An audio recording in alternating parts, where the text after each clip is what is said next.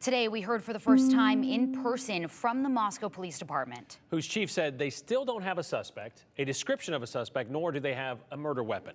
And for 3 days, Moscow police have said they do not believe there is an ongoing threat to the community. Yeah, that's right. And this just into our newsroom a couple minutes ago. The Spokane County Medical Examiner in Washington told me they finished autopsies for the 4 University of Idaho stabbing victims. They sent those findings to the Latah County coroner in Idaho, where Moscow is.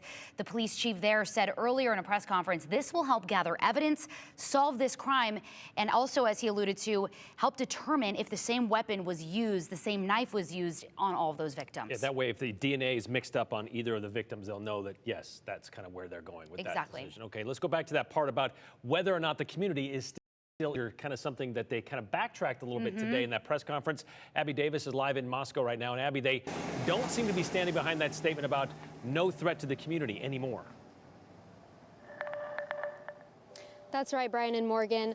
Moscow Police Chief James Fry really walked that statement right back. He said that he cannot say there is no threat to the community.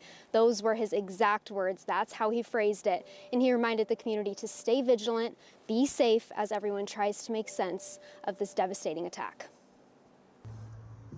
4 bright lights. Their loss has been devastating. Dimmed too soon. We will support each other as we grieve, and we'll move through this together as a Vandal family.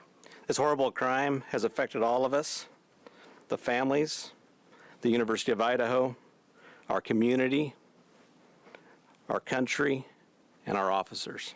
In their first press conference since the attack, Moscow Police Chief James Fry said Wednesday the 4 University of Idaho students murdered over the weekend were stabbed with a knife. But Fry says they have not found the weapon or the person responsible for the deaths of Ethan Chapin, Xana Kernodle, Madison Mogan, and Kaylee. We still believe it's a targeted attack, but the reality is there's still a person out there who committed 4 horrible, horrible crimes. I will tell you, we are looking at everyone. Every tip we get, every lead we get, there's no one that we're not going to talk to. There's no one we're not going to interview. There's no one that we're not going to look into. Although the police chief and other law enforcement officials took questions about the murders, many of those questions were left unanswered. We know you have questions, and so do we. Many people who live in Moscow are frustrated by the lack of or seemingly conflicting information out of police. Fry addressed that during the news conference. I probably should have been standing here a day or so ago. Fry said they are still putting together a timeline of what happened. We have learned that Ethan and Xana were at a party on campus, and Madison and Kaylee were at a downtown bar. They arrived home sometime after 1:45. What we know is officers responded to a 911 call about an unconscious person Sunday at noon. When they got to the house on Queen Road near U of I's campus, they found the 4 students dead. There was no sign of forced entry into the residence. Fry also said today 2 roommates were home when it happened. He didn't go so far as to call them witnesses and says they were not hurt. The murders happened very early Sunday morning, and the chief didn't say why it took so long for someone to call 911.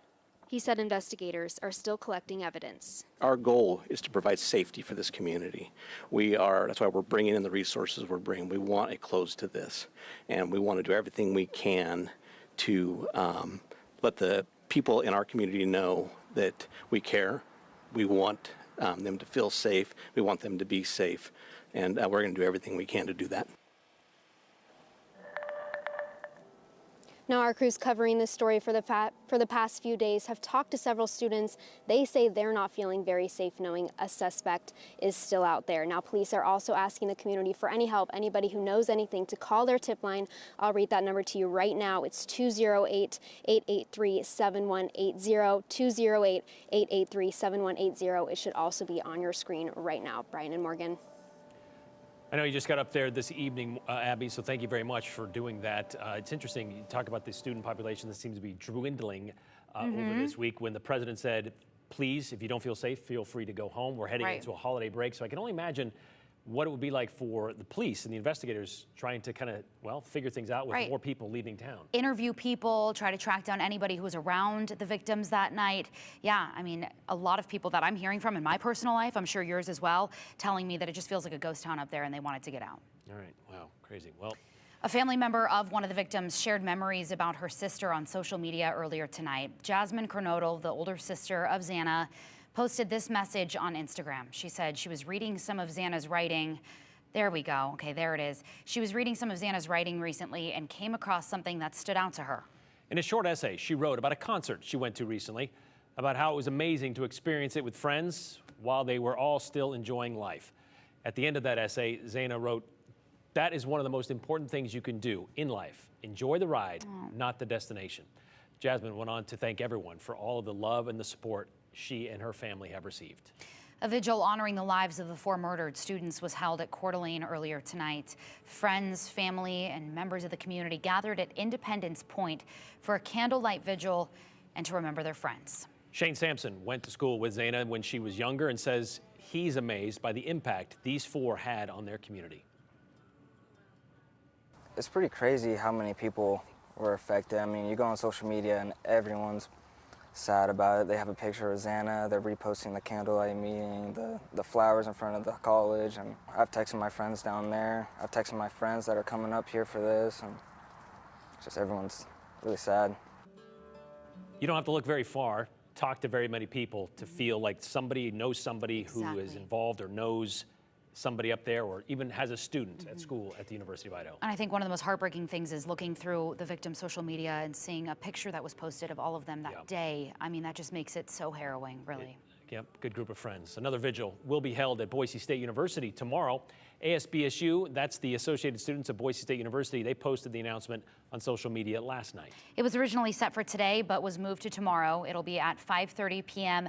at B Plaza, that big B on Boise State's campus, which is on the south side of the administration building near Joyce Street and University Drive.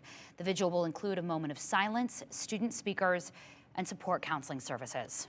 Meanwhile, the University of Idaho, they're going to hold a vigil of their own for sure, but they're going to wait until after the holiday break, a way to honor the memory of the victims. They wanted everybody to be back to school, at least most of them, as they come back after the Thanksgiving break. Blaine Eccles, the Dean of Students, sent out an email to students saying the vigil will be scheduled for when those students return after Thanksgiving. That's the week of November 28th. Eccles also saying this will allow more students to attend since, quote, as we've talked about, a great number of students have already left the Moscow campus. We'll keep you updated, of course, as we learn the new date and time for that.